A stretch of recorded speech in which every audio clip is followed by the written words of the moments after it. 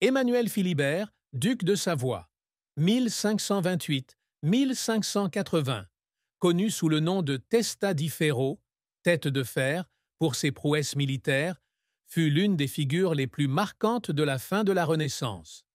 Né le 8 juillet 1528 à Chambéry, il était le fils unique de Charles III, duc de Savoie, et de Béatrice de Portugal. Ayant grandi dans le duché de Savoie, occupé par les Français, il s'entraîna très tôt dans l'armée de son époux, l'empereur Charles Quint. Il épousa Marguerite de France, sœur du roi Henri II, en 1559 et eut un fils, Charles-Emmanuel Ier, ancêtre de Charles-Emmanuel II.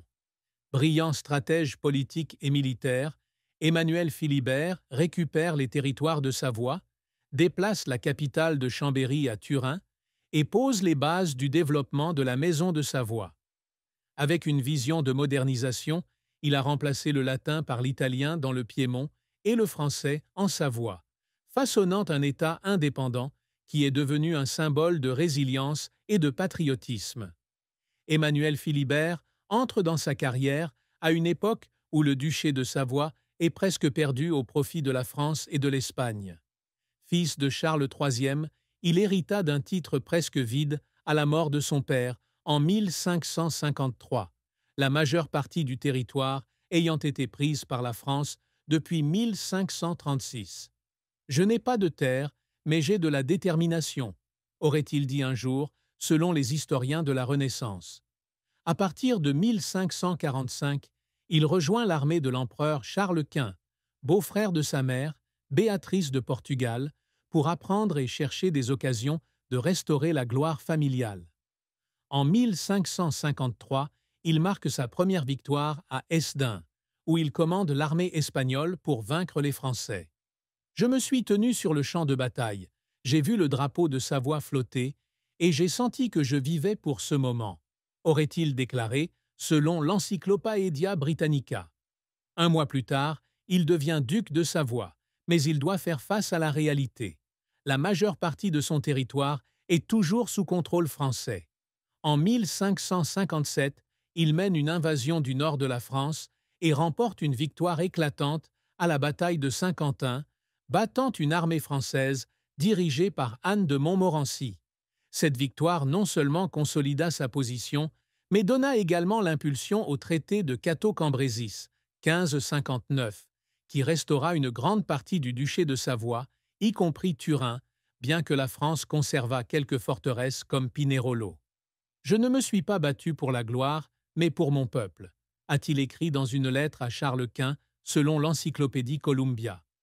Après avoir reconquis le terrain, Emmanuel Philibert s'est révélé un manager talentueux. Il déplace la capitale de Chambéry à Turin en 1562, décision symbolique pour consolider le Piémont comme centre du pouvoir. Il remplaça le latin par l'italien dans le Piémont et par le français en Savoie, modernisant ainsi l'administration. Une nation a besoin de sa propre langue pour se suffire à elle-même, a-t-il déclaré, selon Wikipédia.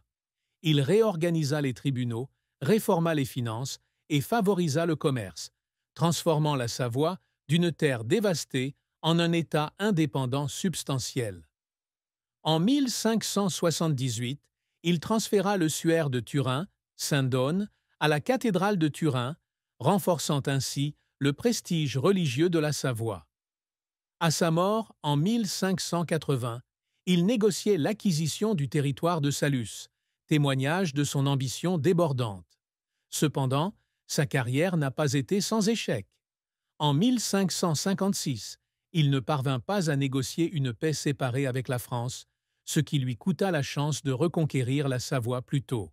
« Je me suis assis dans ma tente, j'ai écrit à Henri II et j'ai pleuré parce que je savais que je n'étais pas assez fort pour changer mon destin », aurait-il déclaré, selon Prabuk. Un autre relaie les efforts d'Emmanuel Philibert ont exigé de grands sacrifices. Alors qu'il se préparait à la bataille de Saint-Quentin, il dormait moins de 4 heures par nuit, vérifiant personnellement les approvisionnements et la stratégie. Il y avait des nuits où je regardais le ciel et pleurais parce que j'avais peur que l'échec enterre ma famille, a-t-il écrit dans un journal militaire. Lors de la négociation du traité du Cateau-Cambrésis, il dut accepter des conditions défavorables, comme celle de laisser la forteresse à la France, ce qui le fit pleurer en privé. « J'ai signé le traité, mais j'avais le cœur brisé », a-t-il déclaré à ses conseillers, selon The Freelance History Writer. En 1562, lorsqu'il transfère la capitale à Turin, il se heurte à l'opposition de la noblesse chambérienne, ce qui l'oblige à travailler sans relâche pour la convaincre. « Je n'ai pas pleuré parce que j'étais fatigué, mais parce que je voulais qu'il croie en mon rêve », a-t-il partagé. Ses larmes, bien que cachées, témoignaient de son dévouement à la Savoie et à son peuple. La plus grande tristesse de la vie d'Emmanuel Philibert fut peut-être son enfance et sa jeunesse privée de ses richesses par la guerre et l'occupation française, qui le laissèrent grandir en exil et sans défense avant l'effondrement de sa famille. Né en 1528, il assiste à l'invasion du duché de Savoie par la France en 1536, alors qu'il n'a que 8 ans. Son père, Charles III, fut contraint de fuir et sa mère, Béatrice, mourut en 1538, le laissant orphelin dans un monde de conflits. « J'ai grandi sans foyer, avec seulement le rêve d'une Savoie libre », aurait-il déclaré, selon l'Encyclopædia Britannica. La perte de sa patrie et de sa famille lui a laissé une profonde douleur, le sentiment d'avoir été dépouillé de son identité. Durant ses années d'exil, il servit dans l'armée de Charles Quint, mais il eut souvent le sentiment d'être simplement un outil dans des guerres plus vastes. « Je me bats pour l'empereur, mais je pleure parce que je sais que la Savoie est toujours en train de mourir », a-t-il écrit dans une lettre à un ami, selon Prabhuc. Même lorsqu'il devint duc en 1553, il dut faire face à la réalité selon laquelle ses territoires n'étaient que nominaux. « Je me tenais sur la colline surplombant Chambéry, et je pleurais parce que je ne pouvais pas l'appeler chez moi », a-t-il écrit dans une chronique de la Renaissance. Cette tristesse n'était pas seulement une perte matérielle, mais un sentiment d'être dépouillé de ses racines, une cicatrice qui dura toute sa vie, même après avoir restauré la Savoie. L'amour et le mariage d'Emmanuel Philibert sont politiques, mais contiennent aussi de profonds moments d'affection et de responsabilité. En 1559, en vertu du traité du Cateau-Cambrésis, il épouse Marguerite de France, sœur du roi Henri II, alliance destinée à cimenter la paix entre la France et la Savoie. Le mariage eut lieu le 9 juillet 1559, lors d'une cérémonie sombre à l'église Saint-Paul, près du palais des Tournelles, où Henri II était en train de mourir après un accident de tournoi. « J'ai tenu la main de Marguerite, mais mon cœur était lourd à cause de la mort du roi », a-t-il écrit, selon The Freelance History Writer. Margaret, bien qu'âgée de 36 ans et décrite comme une vieille fille à l'esprit vif, devint rapidement sa compagne de confiance. Leur relation n'a pas commencé comme de l'amour, mais s'est progressivement transformée en respect et en attachement. Marguerite l'assista dans l'administration de la Savoie, surtout lorsqu'il était occupé par des campagnes militaires. « Elle est la lumière dans mes jours sombres », a-t-il dit un jour, selon une chronique de Savoie. Ils eurent un fils, Charles-Emmanuel Ier, né en 1562, qui hérita et continua l'héritage de son père. Cependant, la tristesse de son mariage venait du fait que Marguerite dut rester à Paris après le mariage pour s'occuper de Catherine de Médicis et de ses petits-enfants, les séparant pendant les premiers mois de leur mariage. « Je lui écris tous les jours, mais je pleure parce que je ne peux pas sentir sa chaleur », a-t-il écrit dans une lettre personnelle. Une autre tristesse est la pression des alliances politiques. Avant d'épouser Marguerite, Emmanuel Philibert avait été considéré comme candidat pour épouser Élisabeth Tudor, mais il avait été rejeté. « Je rêve d'une alliance avec l'Angleterre, mais je ne reçois que le silence », écrit-il selon Wikipédia. Bien qu'il n'y ait aucune preuve d'une relation amoureuse profonde avec Élisabeth, cet échec lui a laissé un sentiment d'humiliation.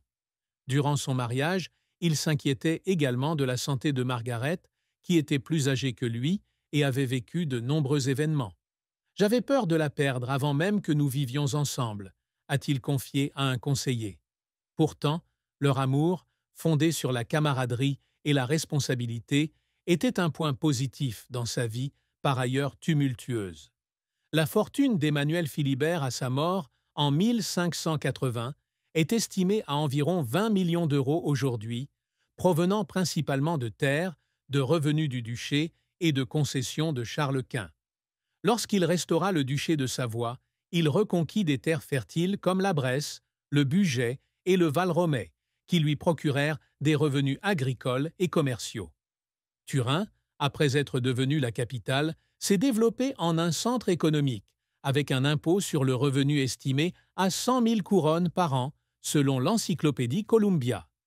Il possédait également des châteaux à Chambéry et à Turin, le château de Turin étant transformé en un palais valant des millions de couronnes. Emmanuel Philibert a investi dans l'armée et les infrastructures, mais a vécu relativement frugalement, se concentrant sur le renforcement de l'État plutôt que sur le luxe personnel. Il reçoit d'Henri II une subvention de 30 000 écus par an dans le cadre du traité du Cateau-Cambrésis, ainsi que des revenus provenant de l'acquisition de 2 petits territoires. L'argent n'est pas le but, mais l'eau.